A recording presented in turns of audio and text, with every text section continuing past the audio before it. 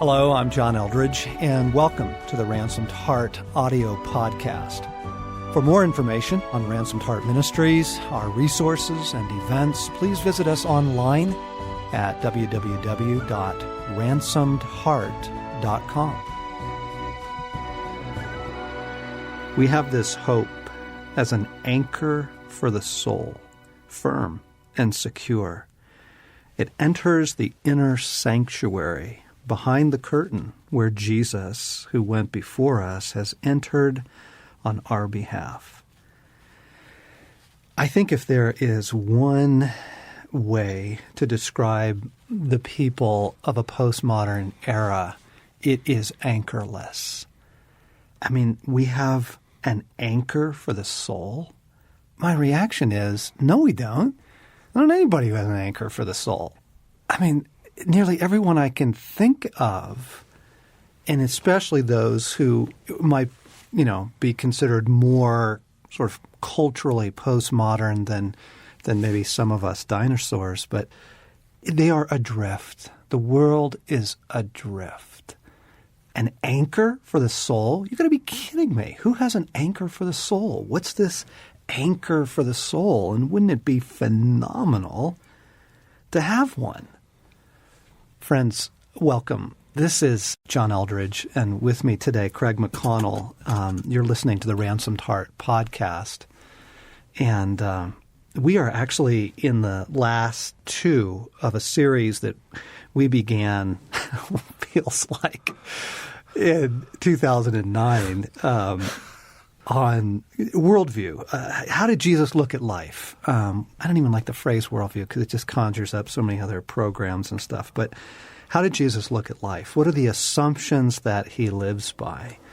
And so we want to give just two more podcasts to that. So glad that you're listening in with us. And today, Craig, you suggested that we need to do one on the future.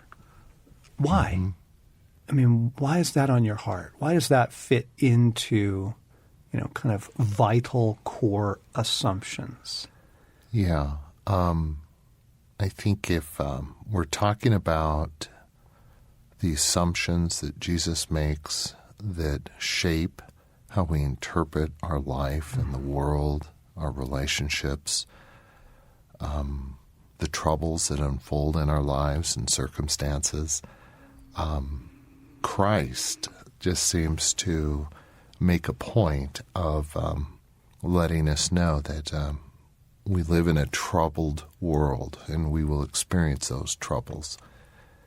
And he wants us to have, as you quoted Hebrews, an anchor, something that helps us negotiate, live through, make it through, interpret, and see things in the right perspective. I think we need to know, what does the future hold? Is there a future?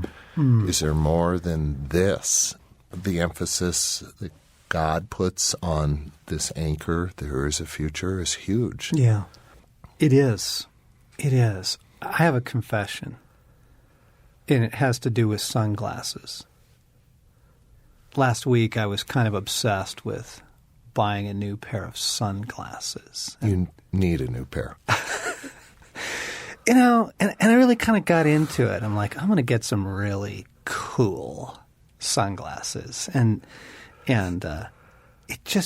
it cracked me up. I was watching myself go through this process and anticipating buying these sunglasses and just how, truly bitchin' they would be and buying the sunglasses, having them, and like we are chasing joy constantly. Mm-hmm. We're chasing joy, and we get these things that we think will bring joy, and maybe they do. I mean, it was fun, and now I have some really cool sunglasses. But there's also kind of this level of, so what? It's, I guess what I'm trying to describe this inner. I was observing my inner life, and I was watching this search for joy on just a given day. It's just a simple act on a simple day, looking for joy and realizing, okay, Jesus says this crazy thing. he says, look, in this world you will have trouble, Yes. but take heart, I have overcome the world, Yeah. right? And then he goes on to promise our future life. I'm not going to leave you as orphans. I'm going to come for you, that passage and those promises. And I go, we don't live for that. Mm-hmm. Not really. No, we don't. No, we don't. We live for the next great taco. Right? Uh-huh. I mean, seriously, we live for, hey, my show's on tonight. There's a new episode. Hey, we live for that vacation that we're saving up for. We live, frankly, for the next glass of wine that's going to get us through the evening. I mean, our hopes are so incredibly immediate and temporal that, you read these passages like we have this hope as an anchor of the soul, and you just go, no, we don't. No, we don't. One of the things you're hitting on there, John, is just woven into our heart is ultimately a desire for the perfect, the full, the rich, the deep, the enjoyable. We're designed for that. Yes, for joy. And so we are looking to the sunglasses and the glass of wine and the vacation and to be cancer-free and to have a great marriage because we were designed for that. And the truth is, I mean, you quoted John in another place in John. He says, let not your heart be troubled. Believe in God also in me. And he talks about in his Father's house or dwelling places, and he's going to go prepare a place for us and then come again, receive us to himself, and we can be where he is. And it's we live in a troubled world, and it's hard in this world, in this life, to get the full joy we were designed for. And that seems important as you're interpreting your life and making choices and decisions and understanding things, that it's partial, but there's hope that it will be full. Yeah, that partial, I think that's where we really get stuck. We get stuck in the partial, that's where we lose heart. That's where we get frustrated. That's where we get angry and demand more. The partial only awakens our longings, but it doesn't satisfy them. And if we believe that this life is our best shot at happiness, we are going to be frantic, grasping people, eventually demanding, manipulative, angry, and then finally bitter or hopeless, or just resignation sets in. I mean, really, if you think this life is your best shot at love, friendship, meaning, even purpose, if you think this life is your best shot at fulfilling your gifting, your calling, you are just set up for heartbreak after heartbreak after heartbreak. Yeah. Not that this life can't be good. And this podcast is really actually important for our Ransomed Heart friends because we're a breakthrough ministry. I mean, like, we teach breakthrough, we believe in breakthrough, we try and usher people into a higher level of experience of life and life with God and healing and restoration. And we think a whole lot of that is available here, but it is partial. It is partial. And there's just nowhere in Scripture that says that you're going to have the fullness now. You have the partial now and the fullness coming. And Jesus' attitude towards this, he tells his friends to rejoice at his death. I'm going to die. Rejoice. Like his take on this life is pretty radical. I mean, he's just utterly free. He's completely unbound, unbeholden, obviously untroubled, as he urges us to be towards this life. He's like, because, gang, life is coming. I mean, life is about to happen. Life is about to unfold.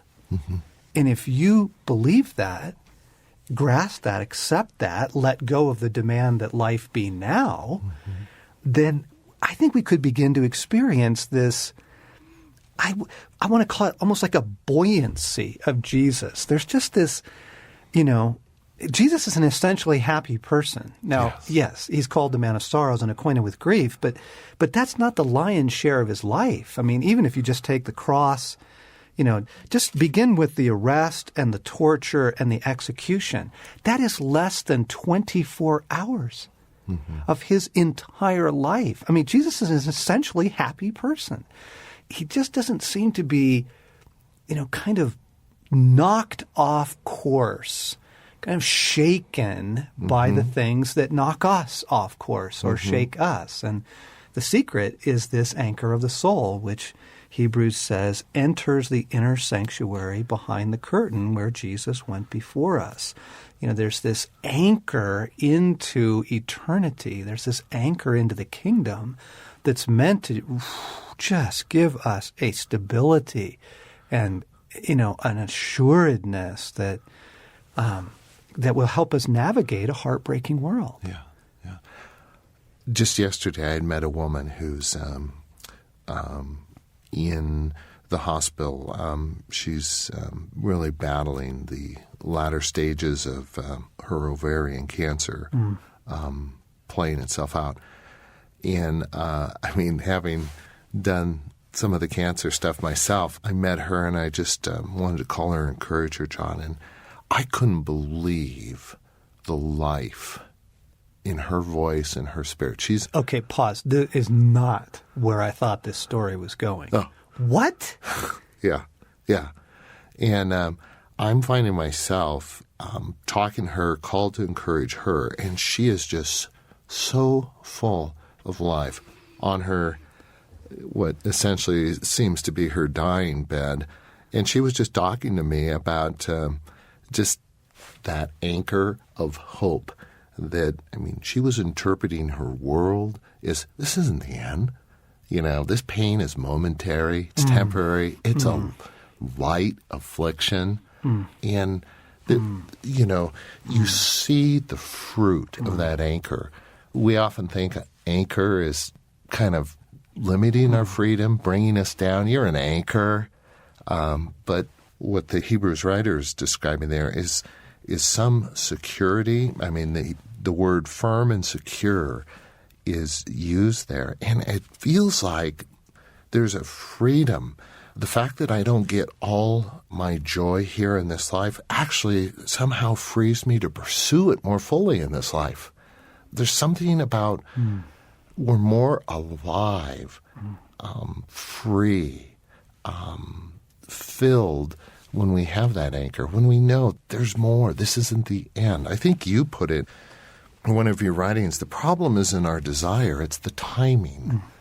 And knowing that my every desire at its core, at its deepest level, is going to be just richly filled at some point, frees me just to go for it, to yearn, to desire, to pursue. Does that make sense? Oh, it's huge. What I'm doing right now as you're talking is I'm trying to let my heart entertain this. And friends, I think it would be really helpful for you to do it. You almost try it on like an exercise. You go, okay, all right, so there's this core assumption to the Christian worldview. This is core assumption to the way Jesus looks at life, that this life is not your best shot at happiness. This life is not your best shot at meaning or purpose, friendship, love, joy, that life is coming. And so you try that on. And Craig, what I'm reacting to internally right now is, you know what that really helps me with? It actually helps me with the suffering of the world. Like, I think I'm actually okay personally. Like, I think I understand some of these things for myself personally. But what really breaks me is the suffering of the world. When you just watch the news, you just read a magazine, you go, wait a second. Like, Jesus is going to come and set everything right. Every tear is wiped away.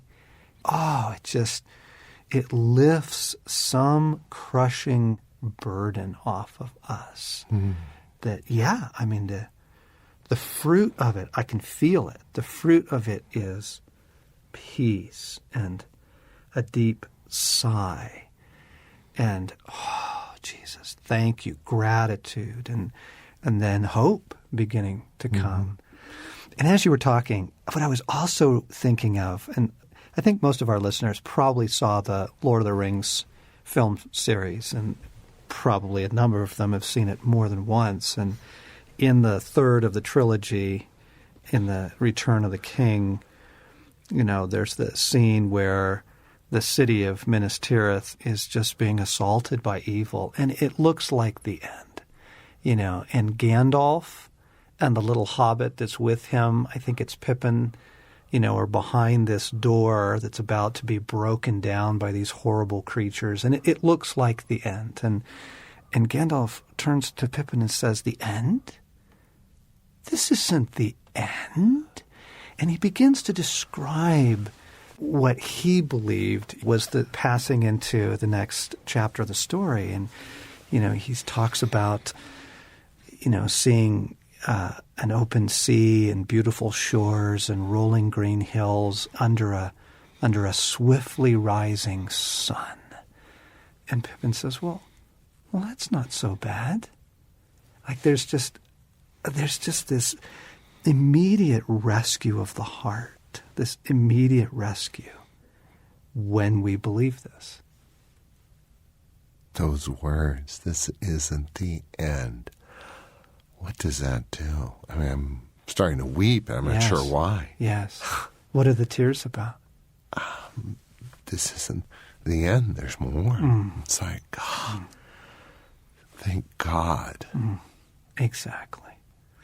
Oh, I love this quote by Nathaniel Hawthorne. He says, "Our Creator would never have given us such beautiful days and such deep hearts to enjoy them unless we were meant to be immortal." I mean, there's just...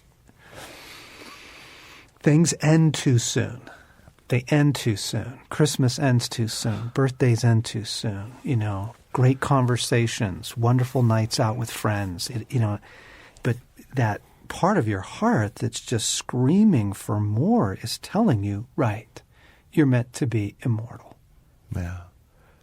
I think one of the things that we're saying here is that it's okay now to be fully alive. There's moments I'm going to groan and ache for what I don't have, and yet the turn of a dime, just instantly I can fall into worship and adoration for its coming. There's just something about groaning and aching and worshiping that just are the reality of life. To be alive is to ache, to groan for the more and the partial, and yet it's to have that anchor of hope firm and secure that this isn't the end, this isn't all. There's something richly secure and that can be alive. It's okay to ache and yearn. Yeah. It's a rescue. It's a rescue. And this is core to the entire Bible, core to Jesus' assumptions about life, that, friends, this isn't the end. This isn't even the primary chapter. I just love the way Lewis ends the Narnia series. Do you remember that? He says, "And all their life in Narnia and all of their adventures were merely the title page of a book that no one has yet read and which never ends." I mean, all of this is a moment in comparison to that which is coming. Friends, I hope that brings hope. I hope that rescues your heart today. And if it speaks, share this with someone. Tell them, hey, you got to listen to this. And next week, we're going to wrap our series up on how did Jesus look at life? What are the core assumptions and why do they matter? So thanks for listening in. For more, we invite you to come to our Facebook page or to our website at ransomedheart.com.